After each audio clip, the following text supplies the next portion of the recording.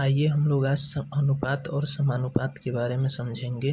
और अनुपात और समानुपात का क्वेश्चन तो करेंगे ही, लेकिन अनुपात और समानुपात से उस छोटे से छोटे पॉइंट को भी देखेंगे या समझेंगे उसके बारे में, जो कहीं नहीं बताया जाता होगा या नहीं बताया जाता है ज़्यादातर। ठीक है, लोग सवाल सॉल्व करवाने में ही लगे रहते हैं, लेकिन देख सकते हैं आप लोगों के सामने उस छोटे से छोटे पॉइंट को भी कवर करेंगे हम, जो आप लोगों को नहीं पता होगा या हो सकता है कि पता भी हो। तो इसको हम पार्ट बाय पार्ट बांट के लाए हैं, छोटा सा छोटा कॉन्सेप्ट में। तो चलिए पहले इसको एक बार देख लेते हैं, उसके बाद इसके क्वेश्चन को सॉल्व किया जाएगा। और ये हम गारंटी के साथ बोल रहे हैं कि अगर आप ये पूरा वीडियो देख लेंगे तो आप किसी भी एग्ज़ाम का तैयारी क्यों नहीं करते हों, इस चैप्टर से आपका क्वेश्चन नहीं छूटेगा। ठीक है, तो चलिए आइए शुरू करते हैं। देख लीजिए पहले हम क्या क्या पढ़ने वाले हैं, उसके बाद क्वेश्चन बनाया जाएगा। देखिए, पहले समझेंगे अनुपात क्या होता है, फिर समझेंगे समानुपात क्या होता है। ठीक है, उसके बाद अनुपात और समानुपात में ज़्यादातर हम लोग देखते हैं कि मात्रक कोई नहीं लगा होता है, तो क्यों नहीं लगा होता है उसके बारे में भी समझेंगे। ठीक है, अनुपात कैसे बनाया जाता है, समानुपात कैसे बनता है, उसके बाद उससे रिलेटेड प्रश्नों को देखा जाएगा। जैसे अनुपात समानुपात से कैसे प्रश्न बनते हैं, उसके कितने टाइप हैं, जोड़ घटाव पे भी प्रश्न आता है, संख्याओं पे प्रश्न आता है, सम्मिलित अनुपात से या खंडित अनुपात से प्रश्न आता है, अनुपाती विभाजन पर आधारित प्रश्न आता है, सिक्कों पर आधारित प्रश्न आता है जो सबसे अधिक प्रचलन में है। सिक्कों पर आधारित प्रचलन मतलब क्वेश्चन है, और आय व्यय पर है। ठीक है, तो इसको भी देखेंगे हम लोग कि कैसे बनता है। ठीक है, तो आप लोग ध्यान से देखिएगा पूरा वीडियो, और अगर अच्छा लगेगा तो आप लोग चैनल को सब्सक्राइब कर सकते हैं और लाइक भी कर सकते हैं। ठीक है, अगर अच्छा नहीं लगेगा तो आप लोग मत करिएगा सब्सक्राइब। ठीक है, और इसको पूरा पहले अच्छे से देख लीजिए। तो चलिए शुरू करते हैं। इसमें पहला था कि अनुपात क्या है। ठीक है, तो देखिए अनुपात का मतलब क्या होता है, यहाँ समझिए। पहले हम हेडिंग डाल देते हैं अनुपात। तो अगर हम एक शब्द में अगर अनुपात के बारे में बोलेंगे ना, तो मेरे हिसाब से, ठीक है, अनुपात का मतलब होता है तुलना।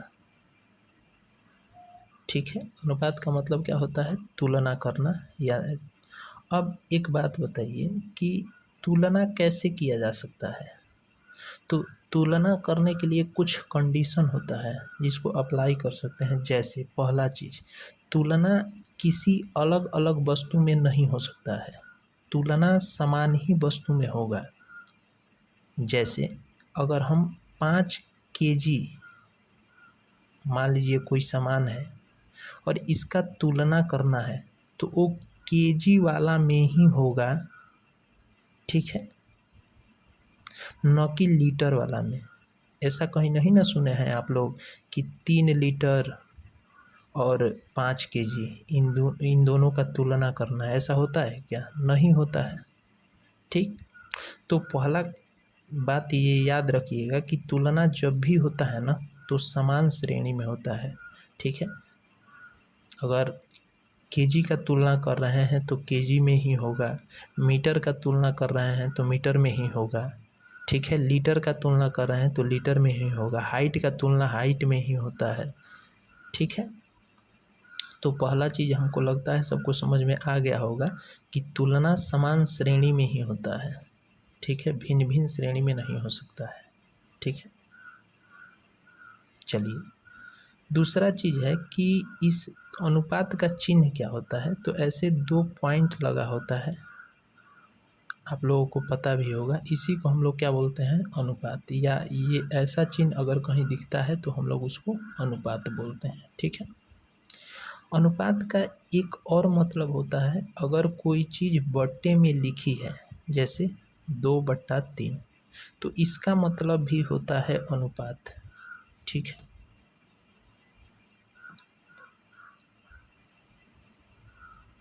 क्योंकि अनुपात का मतलब ही विभाजन है। ठीक है,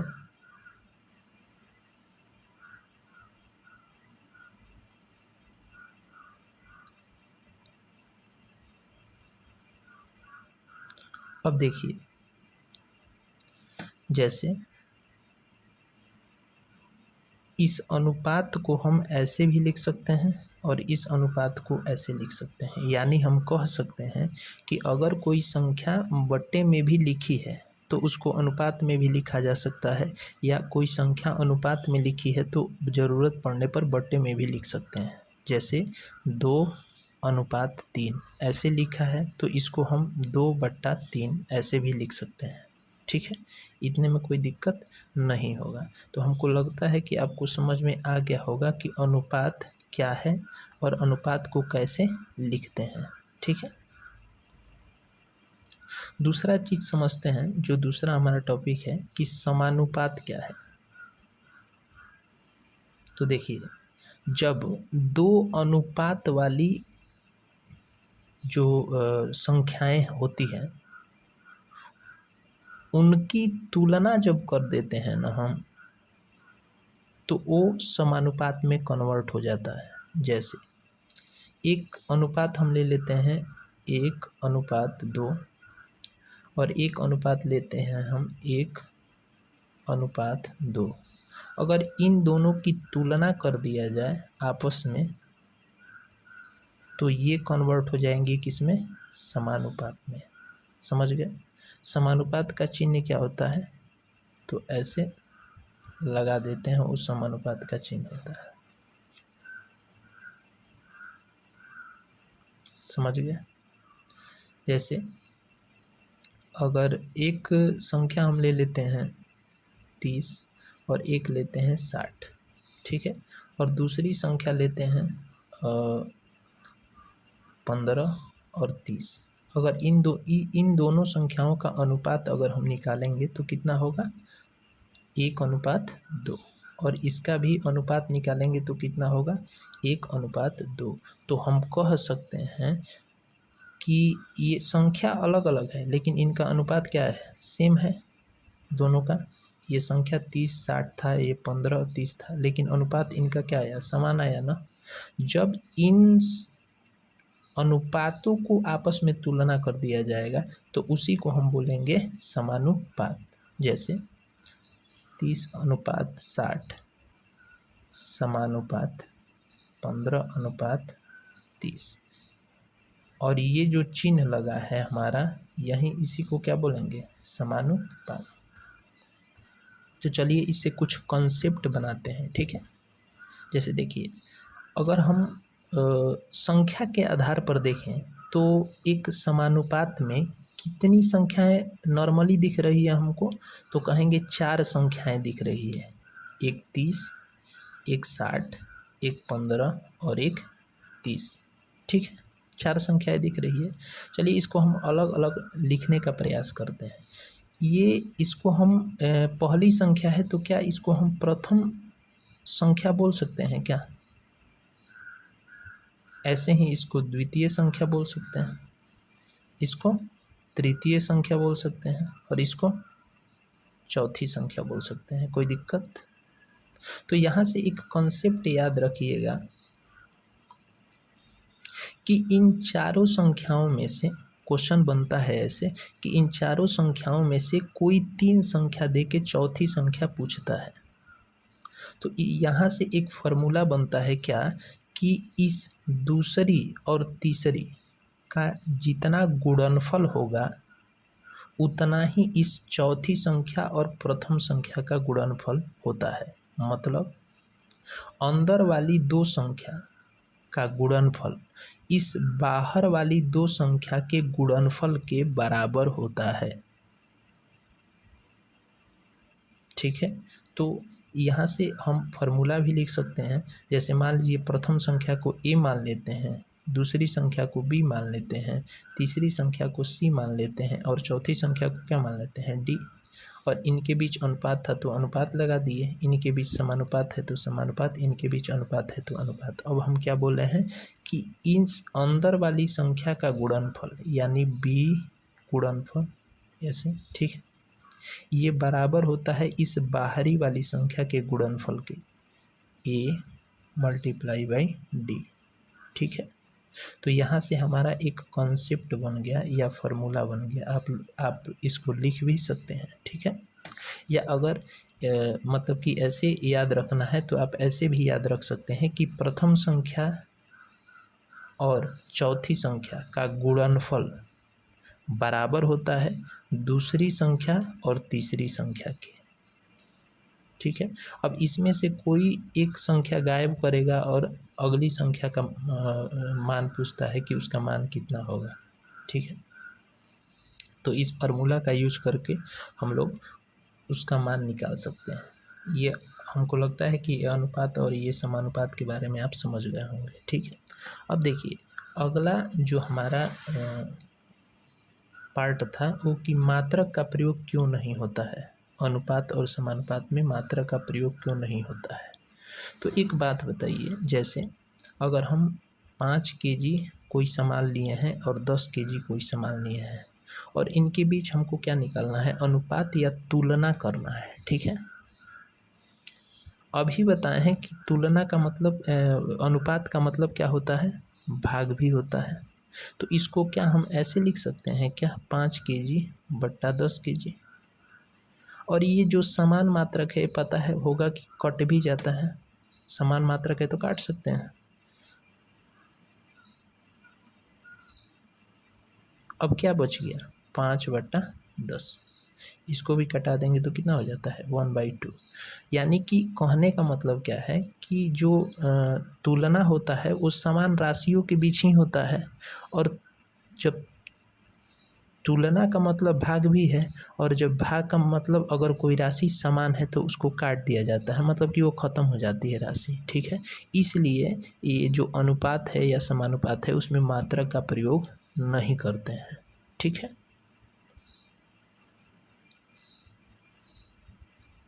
समझ में आ गया। चलिए अब ये इतना हो गया, अब इसके क्वेश्चन पर चलते हैं हम लोग कि कैसे कैसे क्वेश्चन बनता है, ठीक है, और कैसे होता है, थोड़ा क्वेश्चन के बारे में समझते हैं। तो हमारा पहला जो टाइप था वो क्या था, जोड़ घटाव पर आधारित प्रश्न, ठीक है। तो इसको देखते हैं और क्वेश्चन बनाने का कोशिश करते हैं। देखिए क्वेश्चन है, दो संख्या 3:5 के अनुपात में है, यदि प्रत्येक संख्या में 9 घटा दिया जाए तो नई संख्या 12:23 हो जाती है, छोटी संख्या ज्ञात करें। तो इसके लिए क्या करना है आपको, इस अनुपात को 3:5 है, 3:5 ही लिखना है। अच्छा अभी बताए हैं हम कि इस अनुपात को हम भाग में भी कन्वर्ट कर सकते हैं, तो इसको क्या हम 3/5 लिख सकते हैं और यहाँ पर x लगा देते हैं हम, ठीक है। तो एक संख्या हो गई 3x और एक संख्या हो गई 5x। अब क्या बोला था कि यदि प्रत्येक संख्या में 9 घटाया जाए, मतलब कि इस 3x में से भी 9 घटाना है, इस 5x में से भी 9 घटाना है, तो इसमें से 9 माइनस कर दिए, ठीक है। अब हमारा जो अनुपात बना वो कितना बना, 12/23, ठीक है। यही बोला था ना कि 9 घटाने के बाद अनुपात कितना होता है, 12:23। अब क्या करेंगे तो पता ही होगा, गुणा करेंगे, क्रॉस मल्टीप्लाई करेंगे दोनों में, तो 23 से इसमें होगा तो कितना हो जाएगा 69x, माइनस है तो माइनस, और 23 में 9 से गुणा करेंगे तो 9 3 27 और 9 दूनी 18, 18 2 20, 207 हो गया, बराबर है तो बराबर। अब 12 से गुणा करते हैं तो 12 5 60 x, और माइनस है तो माइनस, और 12 9 108, ठीक है। अब यहाँ देखिए x को x वाले के पास कर देते हैं तो 69x, ये प्लस का है इधर आएगा तो माइनस, बराबर ये 207 माइनस का है उधर जाएगा तो प्लस का हो जाएगा, और ये 108 पहले से ही माइनस में था, इधर आएगा तो ये प्लस का हो जाएगा 207, ठीक है।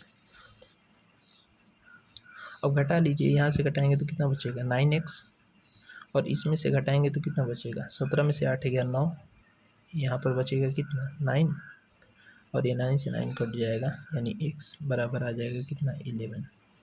अब क्या पूछा था क्वेश्चन में कि छोटी संख्या ज्ञात करना है, और इन 3x और 5x में कौन छोटा है, तो 3x। x का मान 11 आया है, तो 3x का मान कितना होगा 3 × 11 यानी कि 33। ठीक है, अब इससे रिलेटेड जितना भी क्वेश्चन होगा आप लोग बनाइएगा, अगर नहीं बनेगा तो आप लोग कमेंट कर सकते हैं या पूछ सकते हैं। ठीक है, अब देखिए अगला जो टाइप था कि अनुपात ज्ञात करना। अनुपात कैसे ज्ञात करते हैं, ठीक है, जैसे देखिए यहाँ पर दिया है 2 सही 1/3 अनुपात 3 सही 1/4 अनुपात 1 सही 1/6 को सरल करना है या सरल बनाना है। तो क्या करेंगे, पूर्णांक में है, सिंपल पूर्णांक तोड़ेंगे, 3 इसमें गुणा होता है, 3 दूनी के 6 1 7/3 अनुपात 4 3 12 1 13/4 अनुपात 6 1 में 6 1 7/6।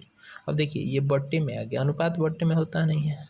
ठीक है, इसको सरल करेंगे, और तो यहाँ पर देखिए 6 4 और 3 इसका एलसीएम ले लेना है। ठीक है, तो एलसीएम कितना हो जाएगा 6 4 और 3 का 12।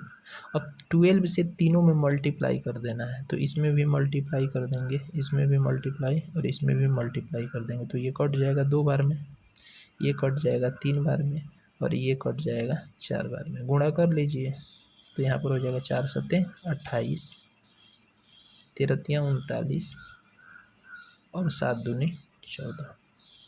अगर ये कट रहा है तो कटा देंगे, नहीं कट रहा है तो यही हमारा क्या हो जाएगा आंसर हो जाएगा। ठीक है, अगला क्वेश्चन देख लीजिए, 3x - 2y अनुपात x + 3y बराबर 5/6, तो x और y का मान ज्ञात करना है।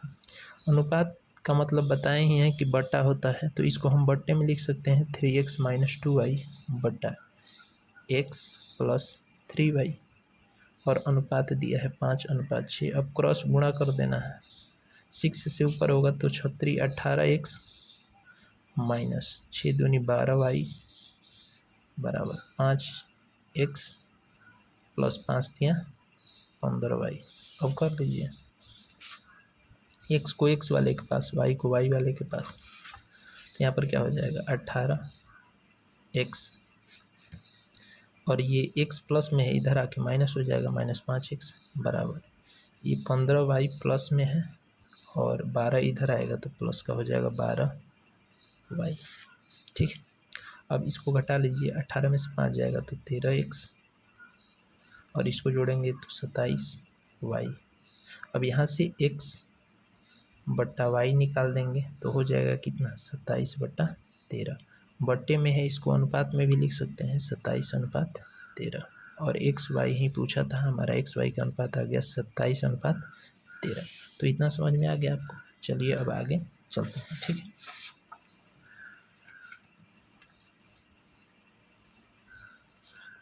देखिए अगला है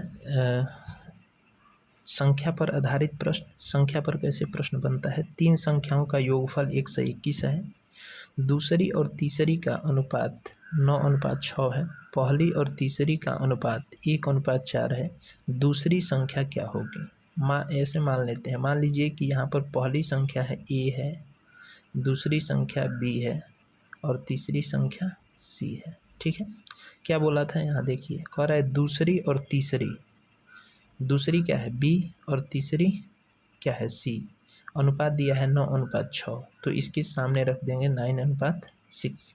ठीक है, अब कह रहा है कि पहली और तीसरी, पहली a है और तीसरी c है, इनका अनुपात दिया है 1 और 4। ठीक है, देखिए जो संख्या कॉमन होगा, थोड़ा और आसानी में इसको बताते हैं। ठीक है, यहाँ देखिए ऐसे इसको काट देते हैं, यहाँ पर लिखते हैं पहली संख्या, ठीक है, और तीसरी संख्या, इसका अनुपात दिया है, पहली और तीसरी का कितना है 1/4 है, और यहाँ पर दूसरी संख्या और तीसरी संख्या का अनुपात कितना दिया था, 9:6। अगर इसको सम्मिलित अनुपात निकालना है, ठीक है, तो जो संख्या इन दोनों में समान है, जैसे यहाँ पर तीसरी संख्या दोनों में समान है, ठीक है, तो जो संख्या दोनों में समान होती है उसी को बराबर कर दिया जाता है। अब यहाँ पर 4 है और यहाँ पर है 6, इसको बराबर करेंगे तो कोई ऐसी संख्या से गुणा कर देना है कि ये दोनों मान बराबर हो जाए। तो कहिएगा कि 4 को 3 से और 6 को 2 से अगर गुणा कर देते हैं तो तीसरी संख्या बराबर हो जाएगी, क्योंकि 3 से करेंगे तो ये कितना हो जाएगा, 12, और इधर भी करेंगे तो कितना हो जाएगा, 12, बराबर हो गया ना। अब इसमें 3 से मल्टीप्लाई किए हैं तो इसमें भी 3 से कर देना है, तो ये संख्या हो गई, पहली संख्या हो गई 3, तीसरी संख्या हो गई 12। यहाँ पर भी तीसरी संख्या 12 है और इस 2 से इसमें गुणा कर देना है तो हो जाएगा कितना, 18। तो अब देखिए, अब लिख देंगे पहली संख्या, दूसरी संख्या और तीसरी संख्या। पहली संख्या कितनी है, 3, दूसरी संख्या कितनी है, 18, और तीसरी संख्या कितनी है, 12। अब क्वेश्चन क्या बोला था कि तीनों का योगफल 121 है, ठीक है। अगर कट रहा है तो कटा दीजिए, अनुपात में ही निकाल के। 3 एक में 3, 3 छके 18 और 3 चौका 12, ठीक है। 4 और 6 10, 10 एक 11, जोड़ने पर कितना आया, 11x, लेकिन क्वेश्चन में कितना है, 121। तो इस 11x का मान कितना हो जाएगा, 121। 11 से काट देंगे, x का मान कितना आ जाएगा, 11। अब जो बोला था वो ज्ञात कर देंगे, बोला था दूसरी संख्या क्या है, और दूसरी संख्या हमारा क्या है, 6। तो यहाँ पर 6x का मान कितना हो जाएगा, 6 गुणे 11 यानी कि 66, ये हो जाएगा आंसर, ठीक है। अब अगला क्वेश्चन देख लेते हैं। कह रहा है कि 3 कक्षा में छात्रों का अनुपात 2:3:5 है। प्रत्येक कक्षा में 20 छात्रों की वृद्धि होने पर नया अनुपात ये हो जाता है, तो मूल छात्रों की संख्या क्या है, यानी जो पहले छात्र थे वो कितना थे, वो संख्या पूछ रहा है, ठीक है। तो यहाँ अनुपात को लिख दीजिए, 2:3:5। अगर इसमें 20 की वृद्धि होती है, 20 की वृद्धि होती है, तो अनुपात क्या बनता है, 5:7। कब हुआ ये अनुपात, जब 20 की वृद्धि हो गई तब। अच्छा एक बात बताइए, अगर हम संख्या में ही पूछे कि कितना का वृद्धि हुआ है, तो 2 से हो गया है 4, यानी कि 2 का वृद्धि हुआ है। यहाँ पर भी 3 से हो गया है 5, यानी 2 का वृद्धि हुआ है, और 5 से हुआ है 7, यानी 2 की वृद्धि हुआ है। तो इन तीनों संख्याओं में 2-2 की वृद्धि हुआ है। मान लेते हैं 2 यूनिट का वृद्धि हुआ है, ठीक है। लेकिन क्वेश्चन में कह रहा है 2 यूनिट का नहीं, 20 छात्रों की वृद्धि हुई है, तो 2 का मान कितना हो जाएगा, 20, 2 से घटाएंगे तो 1 यूनिट का मान कितना हो जाएगा, 10। और पूछ रहा था मूल संख्या क्या है, तो मूल संख्या क्या है, 2, 3, 5 और 5 10, तो 10 यूनिट का मान ज्ञात कर देंगे, 10 गुणे 10 यानी कि 100। तो मूल छात्रों की संख्या कितनी थी, 100। यही हमारा क्या हो जाएगा, आंसर, ठीक है। अब चलिए आगे चलते हैं।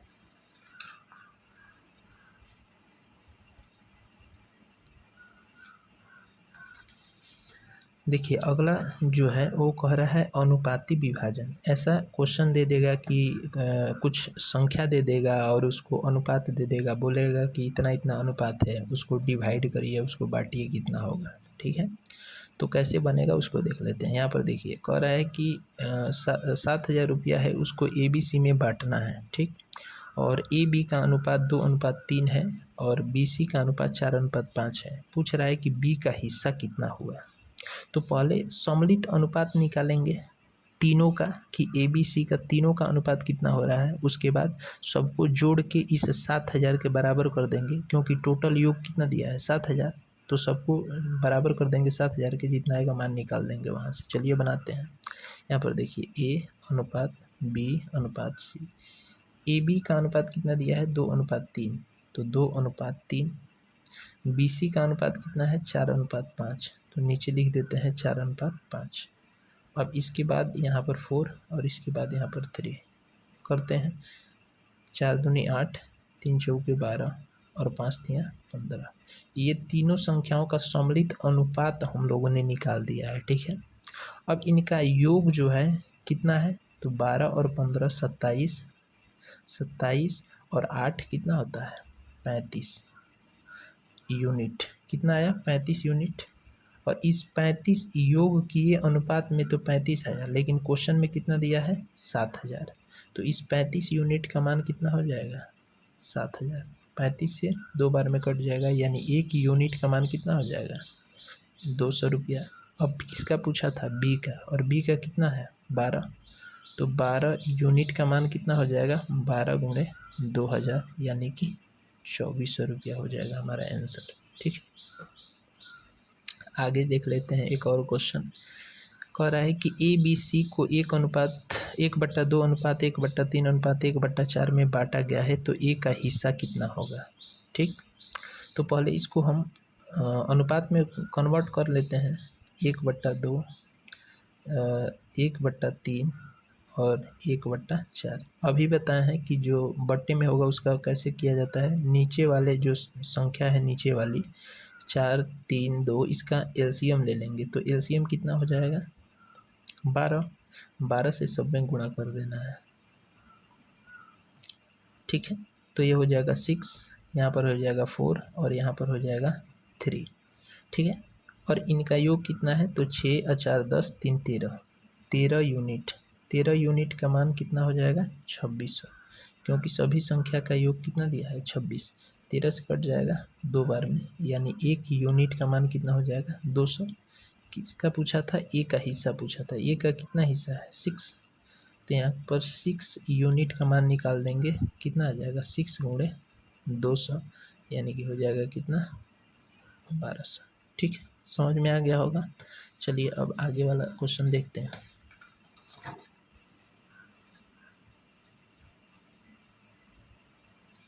देखिए, ये बहुत प्रचलित क्वेश्चन है और आप लोगों को पता भी होगा कि एग्ज़ाम में पूछा जाता है, सिक्कों पर आधारित प्रश्न। ठीक है, देखिए यहाँ से बस एक कॉन्सेप्ट ध्यान रखना है। यह सवाल में एक ही चीज़ देखना है कि दिया क्या है और क्या पूछ रहा है। ठीक है, जैसे यहाँ देखिए, हम इसको पहले शॉर्ट में लिख लेते हैं। कह रहा है कि 1 रुपया 50 पैसा और 25 पैसा के सिक्कों का अनुपात दिया है। यहाँ पर कितना? 5:6:8। और टोटल राशि कितनी है? 240 रुपया है। 240 रुपया ही। अच्छा देखिए, यहाँ पर ये जो अनुपात दिया है ना, ये सिक्कों की संख्या है। सिक्कों की संख्या की कौन सिक्का कितना है। जैसे देखिए, अगर एग्जाम्पल के तौर पे बात किया जाए, तो अगर मान लीजिए कि मेरे पास 2 रुपया का 5 गो सिक्का है। ठीक है, 2 रुपया का कितना सिक्का है? 5 गो। तो सिक्का की संख्या मेरे पास कितनी है? 5। सिक्का की संख्या कितनी है? 5। लेकिन अगर हम मूल्य पूछेंगे कि टोटल मूल्य कितना है मेरे पास, तो 2 रुपया का 5 गो सिक्का है ना, तो टोटल हमारे पास 10 रुपया है। लेकिन सिक्का कितना है? 5, और रुपया कितना है? 10। तो देखिए, यहाँ पर क्वेश्चन में ये सिक्का की संख्या दिया था, और ये जो दिया है ये राशि दिया है, यानी रुपया दिया है। तो इन सब को कन्वर्ट करेंगे किस में? रुपया में ही। जैसे देखिए कैसे, अगर ये सिक्कों की संख्या है, यहाँ पर हम लिख भी देते हैं सिक्कों की संख्या। देखिए, अगर 5 सिक्के हैं 1-1 रुपया के, तो हमारे पास रुपया कितना है? 5 रुपया। 1 रुपया के अगर 5 गो सिक्का है, तो मेरे पास रुपया कितना है? 5 रुपया है। तो यहाँ पर लिखते हैं 5। अच्छा, 50 पैसे के 6 गो सिक्का है। कितना सिक्का है? 6 गो। तो हमारे पास रुपया कितना है? सिक्का तो 6 गो है, लेकिन रुपया कितना है? तो हमको पता है कि 1 रुपया में 50 पैसा का 2 गो सिक्का होगा। सिक्का टोटल कितना है? 6 गो है। तो रुपया कितना होगा? 3 रुपया होगा। अनुपात है तो अनुपात लगा दे रहा है। ठीक, अब 25 पैसा का 8 गो सिक्का है मेरे पास, लेकिन रुपया कितना है? तो पता होगा कि 1 रुपया में 25 पैसे के 4 गो सिक्के आते हैं और टोटल सिक्का है कितना 8 गो, तो हमारे पास रुपया कितना हुआ 2 रुपया, तो यहाँ पर लिखते हैं 2 रुपया। अब देखिए इस सिक्कों का अनुपात दिया था, उससे हम क्या निकाल लिए, रुपया का अनुपात निकाल लिए, और हमको दिया क्या है, रुपया दिया है, इसलिए रुपया का ही अनुपात निकालें। अगर सिक्का का संख्या देता तो फिर इनको सिक्कों की संख्या में ही कन्वर्ट करते। तो यहाँ पे मेन ध्यान देना है कि दिया क्या है। अगर रुपया देगा तो सबको रुपया में ही कन्वर्ट करना है और उसके बाद बराबर कर देंगे। तो देखिए टोटल रुपया कितना हुआ, 5 और 3 8 और 2 10, आर लिख देते हैं, रुपया है, लेकिन वास्तविक में कितना रुपया है 240। 1 आर का मान कितना हो जाएगा, तो 24। अब क्या पूछ रहा था, 25 पैसे के सिक्कों की संख्या, तो इसमें गुणा नहीं करना है क्योंकि ये सिक्कों की संख्या नहीं है, रुपया है। सिक्कों की संख्या तो ये था, संख्या का अनुपात ये था, ये तो रुपया का अनुपात है, तो इसमें गुणा करना है। 25 पैसे के सिक्कों की संख्या कितनी थी 8, तो 1 आर का मान 24 है, तो 8 आर का मान कितना होगा 24 मल्टीप्लाई 8, 8 चौके 32, 8 दूनी 16 और 3 9, यानी कि 25 पैसे के सिक्कों की संख्या हम लोगों के पास कितनी है, तो 192। ठीक है, ऐसे ही आप इससे रिलेटेड क्वेश्चन बना लीजिएगा। अगर फिर हम इसको सॉल्व करवाएंगे तो ज़्यादा लंबा वीडियो हो जाएगा। ठीक है, इसलिए अगर बनाइएगा इससे रिलेटेड क्वेश्चन, अगर नहीं आएगा तो आप लोग पूछ भी सकते हैं। ठीक है, अब चलते हैं अगले टाइप पर, देख लेते हैं थोड़ा सा।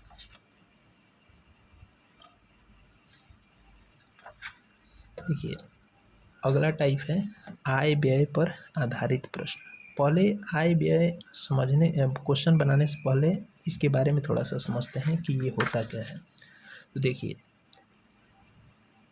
3 शब्द का प्रयोग होता है, एक आय, एक व्यय और एक बचत। समझिए क्या होता है। देखिए आय क्या होता है, तो किसी व्यक्ति द्वारा एक महीना, एक साल, एक दिन, एक घंटा में कुछ रुपया कमाया गया, ठीक है, या कुछ पैसा कमाया जाता है, उसी को हम आय बोलते हैं। मतलब एक व्यक्ति एक महीना में, एक साल में कितना रुपया कमा रहा है, वो उस व्यक्ति की आय कहलाती है। जितना वह इनकम करता है, कमाता है, उसको आय बोला जाता है। ठीक है, तो आय समझ में आ गया क्या होता है। व्यय जितना हम खर्च करते हैं, यानी कि जितना खर्चा होता है कमाने के बाद, उसको व्यय बोला जाता है। और खर्च करने के बाद जो पैसा हमारे पास बच जाता है, उसको हम लोग बचत बोलते हैं कि हमारा बचत इतना है। जैसे अब देखिए एक चीज़ यहाँ और है कि इस व्यय और बचत, इन दोनों का योग जो होगा ना, वो आय के बराबर होता है। ठीक है, जैसे मान लीजिए कि हम 500 रुपया कमा रहे हैं रोज़, तो ये हमारा क्या हो गया, आय हो गया। ठीक है, इसमें से हम 100 रुपया खर्च कर दे रहे हैं, कहीं जाकर होटल में खा ले रहे हैं कुछ, मान लीजिए, तो ये हमारा क्या हो गया, खर्चा हो गया। तो 500 रुपया हमारा आय था, यानी कमाए थे, 100 रुपया खर्च कर दिए, तो हमारे पास बचा कितना, तो 500 था, इसमें से 100 रुपया खर्चा हो गया, तो बचा कितना 400। तो ये जो 400 है यही हमारा क्या हो जाएगा, बचत। अब देख लीजिए इन दोनों का योग किसके बराबर है, 500 के है ना। चलिए अब आइए क्वेश्चन पे चलते हैं। देखिए कह रहा है कि ए और बी की आय का अनुपात बी तथा सी की आय का अनुपात 3:2 है। यानी इसके कहने का मतलब है कि ए बी के आय का अनुपात भी 3:2 है और बी सी के आय का अनुपात भी 3:2 है। तो यहाँ पर हम लिख लेते हैं ए बी और यहाँ लिखते हैं आय कितना है, बी और सी, इनका आय 3:2 है और बी और सी का भी 3:2 है। टोटल आय कितना है, सम्मिलित आय तीनों का, तो यहाँ पर 3 हो जाएगा, यहाँ पर 2 हो जाएगा। गुणा कर लीजिए, 3 3 9, 3 दूनी 6 और 2 दूनी 4। सम्मिलित आय जो निकला, ए का 9, बी का 6 और सी का 4 है। इतना तो क्वेश्चन सॉल्व हो गया। अब आगे देखते हैं क्या कहता है कि ए की आय का तिहाई, ए की आय कितनी थी 9, तो 9 का तिहाई मतलब क्या होता है 1/3। ए की आय का तिहाई हो गया। सी के आय का चौथाई, सी की आय कितनी है 4, तो 4 का चौथाई, चौथाई मतलब 1/4, चौथाई भाग से 1000 अधिक है। यहाँ देखना, अगर इसको घटाएंगे तो कितना आएगा 3, और इसको घटाएंगे तो कितना आएगा 1। कह रहा है कि जो ए का आय है ना, उस सी के आय से कितना अधिक है 1000, लेकिन अगर यहाँ देख रहे हैं तो 2 अधिक है, 2 यूनिट अधिक है, और ये कह रहा है कितना अधिक है 1000 अधिक है, तो 1 यूनिट का मान कितना हो जाएगा 500। अब क्या पूछ रहा था, तो बी की आय कितनी है, बी की आय यहाँ पर कितनी है 6, तो 6 यूनिट का मान क्या हो जाएगा 6 गुणे 500 यानी 3000। ठीक है, ये हमारा आंसर हो जाएगा। अब देखिए यहाँ पर अगला क्वेश्चन क्या है कि ए और बी की आय 6:5 में है तथा व्यय 4:3 है। यदि दोनों प्रत्येक माह 400 बचाते हैं तो दोनों की सम्मिलित आय क्या होगी। ठीक है, देखिए ए और बी यहाँ पर लिख देते हैं, आय कितना है 6:5 और व्यय कितना है इनका, तो 4:3। अभी बताए हैं कि इनका बचत कितना होगा, आप लोग बता सकते हैं क्या। तो देखिए 6 में से 4 घटा देंगे तो 2 का बचत ये कर रहा है, 5 में से 3 घटा देंगे तो 2 का बचत ये कह रहा है। समान बचत कर रहे हैं ना, क्वेश्चन में भी बोला है कि प्रत्येक 400 बचाता है, तो इस 2 यूनिट का मान कितना हो जाएगा 2 से कट जाएगा, 1 यूनिट का मान कितना हो जाएगा 200। और बोल रहा है सम्मिलित आय कितनी है, तो 6 5 11, 11 यूनिट का मान कितना होएगा 11 गुणे 200 यानी कि 2200 रुपया हो जाएगा दोनों का। ठीक है, अब एक और देख लीजिए इससे रिलेटेड क्वेश्चन।